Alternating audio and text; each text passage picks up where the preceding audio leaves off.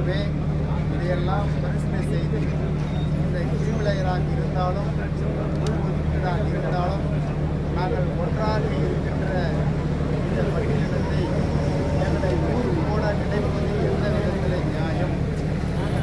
எங்களுக்குள்ளான சண்டை சச்சரவுகளை அரசியல் கட்சிகள் இழுத்து விடுவது எந்த விதத்தில் நியாயம்? ஏற்கனவே தமிழ்நாடு அரசு அந்த வேலையை செய்தது, இப்பொழுது மத்திய அரசு செய்கிறது என்று சொன்னால் இந்த தாழ்த்தப்பட்ட ஒடுக்கப்பட்ட பட்டியல மக்கள் ஒன்றாக இருக்கக்கூடாது என்கின்ற உள்நோக்கம்தான் என்கின்ற ஒரு எண்ணம் இருக்கின்றது.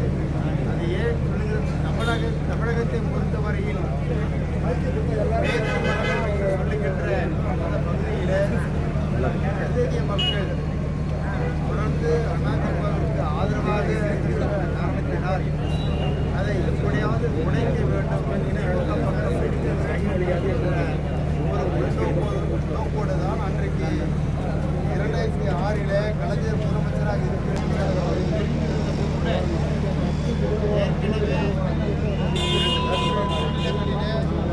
உயர்நீதிமன்றத்தில் இந்த மனசாசனம்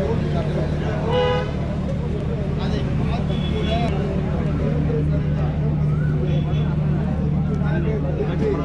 இந்த மக்களுடைய ஒற்றுமையை பிரிப்பதன் மத்திய அரசினுடைய கவனத்தை ஈர்க்கின்ற வகையில் இந்த கண்டன ஆர்ப்பாட்டம் நடைபெற்றுக் கொண்டிருக்கின்றது.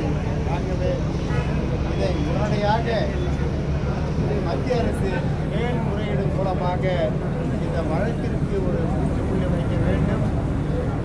பட்டியல மக்கள் எப்பொழுது போல ஒற்றுமையோடு இருக்க வேண்டும். கூடுகின்றோம்.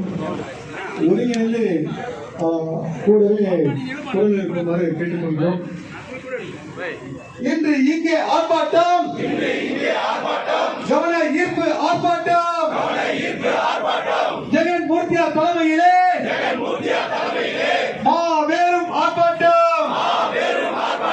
மத்திய அரசு மத்திய ஆளும் பிஜேபி அரசு சிறைக்காதே எஸ்சி எஸ்டி இடஒதுக்கீட்டை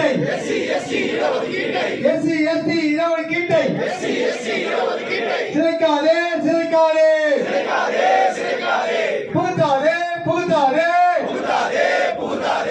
கிரிமினலை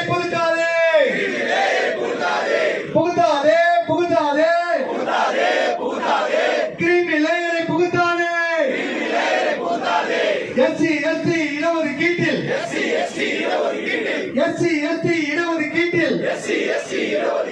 கிரிமினலை திரிக்கின்ற முயற்சியை கைவிடு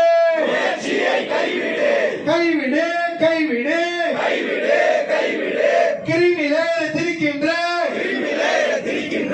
முயற்சியை கைவிடு. ஏற்காதே உச்சநீதிமன்ற பரிந்துரையை ஏற்காதே இடஒதுக்கீட்டு சித்தாந்தத்தை